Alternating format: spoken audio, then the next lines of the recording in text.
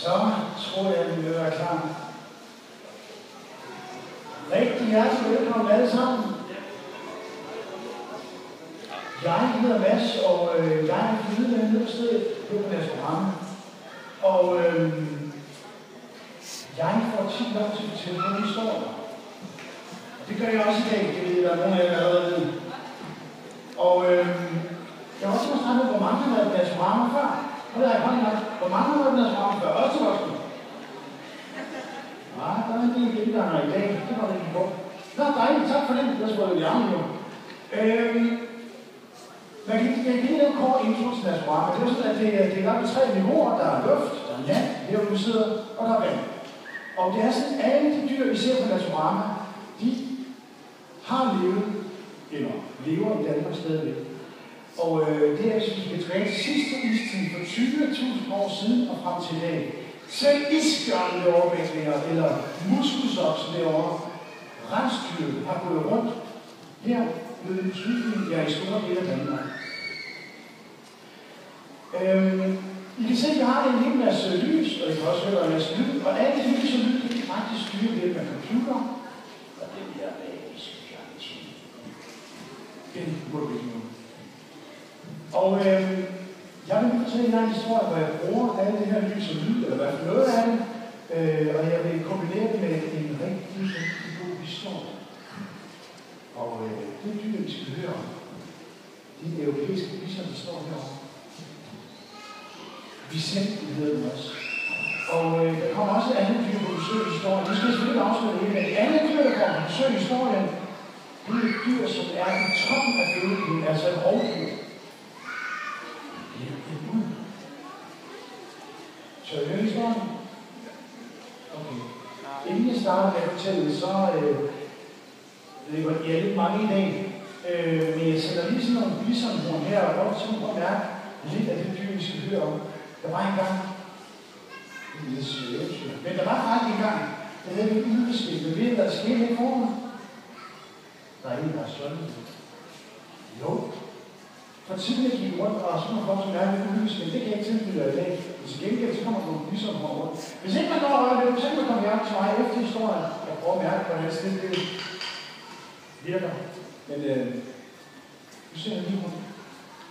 Så kommer det lidt skovspil igen, inden vi tager ud på rejsen. Ja. Og jeg kan sådan helt herover også.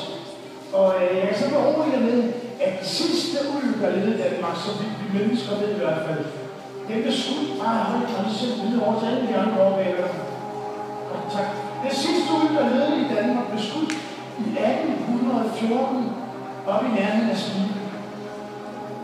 Men det, hvor vi skal hen om lidt og opleve det europæiske bison Vicente, det er nede i den sidste urskov, der er tilbage i Europa. Den hedder Bilobiesa. Og jeg har faktisk lavet et kort til jer. Det kan godt være svært at forstå det der med, hvor man rejser hen. Prøv at kigge der. Oppe til venstre, der har vi København, Danmark og Naturama. Oppe i den gule tegnstil. Så over til højre, derovre, der ligger Bilobiesa. En kæmpe urskov. Man siger faktisk, det er den sidste bevarede urskov, der er tilbage i hele Europa. Og derovre, eller dernede, der skal jeg ned for at undersøge, om der er flere Vicenter tilbage. Fordi efter 1. verdenskrig, der har man faktisk i tvivl om, de var uddøde. Fordi soldaterne, der ikke kunne få mad frem til frontlinjen og så videre, de har skudt de europæiske bisoner, stegt dem over bålet og spist dem. Og man var faktisk i tvivl, der var flere tilbage. Men så gjorde man det nede i Polen, dernede i Bilobiesa. At man købte, nej, det skal jeg huske at sige, inden man købte, så fandt man ud af, at der var 54 europæiske bisoner tilbage rundt omkring i Europa i zoologiske haver. Så købte man 12 af dem og satte ud i den her udskov. Og der er det altså tilbage i 1920'erne, for snart 100 år siden. Og nu skal jeg ned og finde ud af, om bestanden den er der, om der er blevet flere.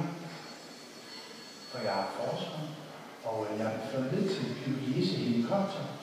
Og det er sådan, dernede der står inddelt i turistzoner, altså for at støtte dem, og en forskerzone, og så er der den inderste zone, og der ikke har været mennesker i overvis. Det har jeg fået adgang til. Så jeg blev flået ind med helikopter. Der har jeg skidt i den her smukke skov. Og det er sådan, som sagt, en urskov. Der er vandløb, der får lov til at slå sig imellem de her kæmpemæssige træer. Der er mos, der vokser 5-6 meter op ad stammen på de her enorme træer. Træerne i Pyrenees, de får lov til at vokse kæmpe store. De får lov til at blive så gamle, at de får lov til at vælge og ligge og rådne. Når træerne de ligger og rådner, så kommer der insekter til. Og når der er mange forskellige insekter, så er der også mange forskellige fugle. Og når der er mange forskellige fugle, så er der også mange andre dyr, som spiser fuglene. Og måske nogle dyr, som spiser de dyr, der har spist fuglene. Så man får en meget stor artsdiversitet, eller mange forskellige dyr. Og det er sådan en Pyrenees, der er træerne, de løvfældende træer, som mister bladene om vinteren. Ask, ahorn, bøg, de er blandet med nåletræerne, som fyrtræ, røde gran og lær. Men efter at have gået i skoven nogle dage, faktisk ved jeg ikke, hvor mange dage jeg har gået her, så kommer jeg en dag ud til en lysning i skoven. En lysning. En åbning, og jeg bliver helt varm om hjertet. For derude, der står der en flok biserne. Og i flokken, der er der kalve, altså unge. Og så er der moren, ko, og så er der bagerst i flokken. I forhold til, hvor jeg står, der står en stor tyr. Jeg ved, at han kan blive lige så høj som mig, cirka 180 cm, og han kan komme op og veje et ton, lige så meget som en bil. Men det er kun i august og september måned, at han, tyren, får lov til at gå med hende her og ham her, fordi at hunderne, de brugte de gerne har sig der resten af året. Resten af året, der går han rundt alene med biologiser, eller i bedste tilfælde i flok sammen med andre tyre. Når jeg endelig får en flok. Nu bevæger jeg mig i skovbrynet, der hvor skoven bliver til lysning, og kigger på de her enorme træer. Jeg går fra det ene træ til det andet. Jeg skal finde det perfekte træ, hvor jeg kan kravle op og få udsyn til flokken. Og pludselig rejser det smukkeste egetræ sig frem lige foran mig. Med en kæmpemæssig krone. En stamme så stor, at 5 voksne mænd ikke kan nå rundt om. Jeg tager rygsækken af, når vi klatrer mig frem. Kravler højt op i træets krone. Da jeg kommer op og sætter mig godt til rette, så ser jeg, hvordan solen langsomt er ved at gå ned bag trækronerne. Og nu skal vi være nede.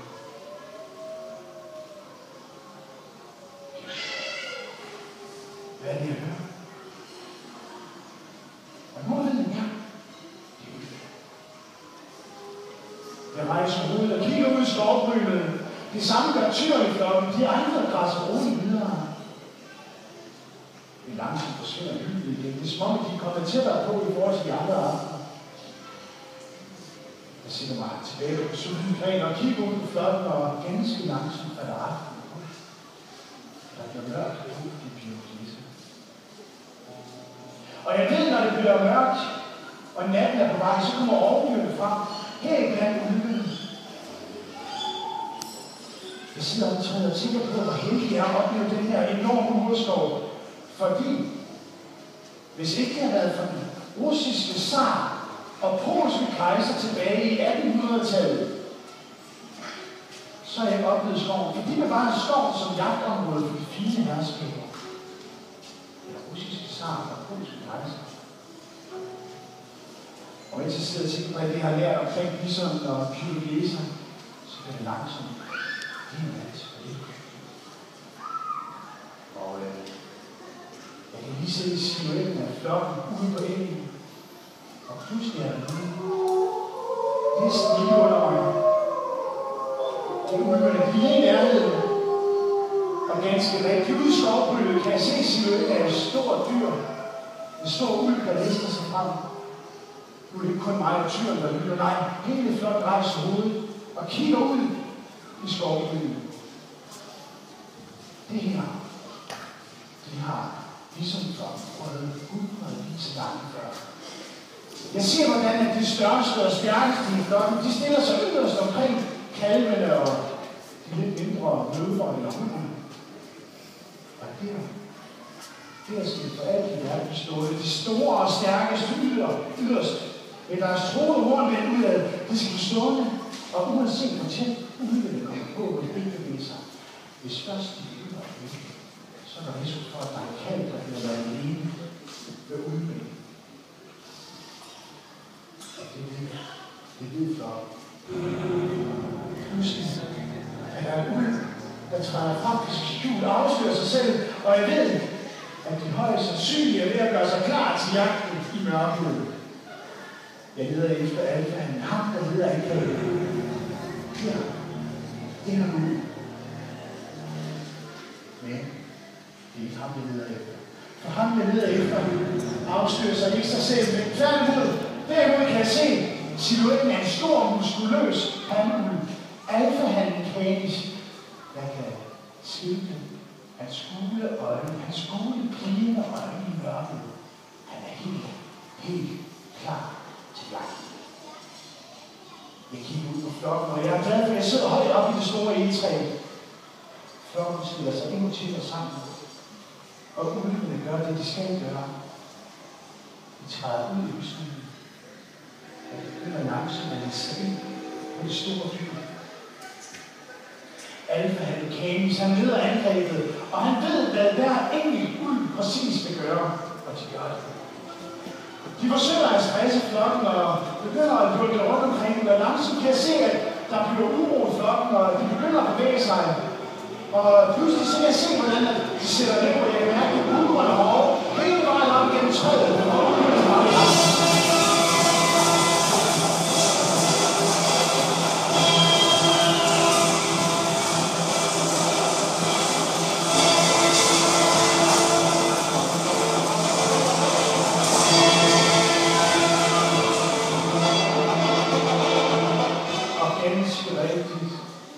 Pludselig er en kalv blandt alene med Canis og hans ulvekoppe, og jeg ser til, mens de sætter tænderne i struben på kalven.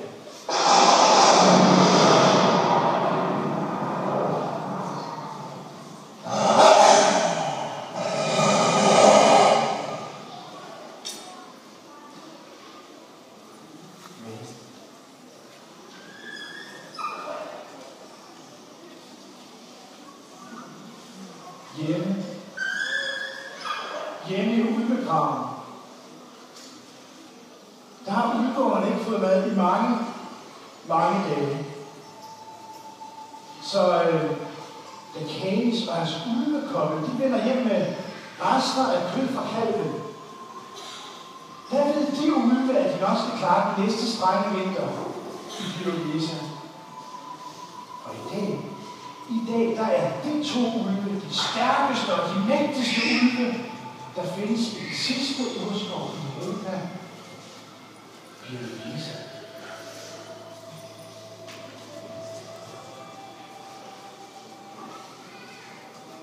Og så kan vi sænke skuldrene.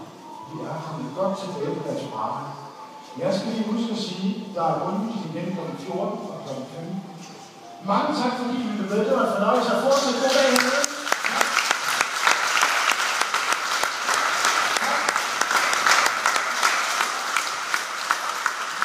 Og der er nogle rundt omkring, hvis ikke man noget mærke.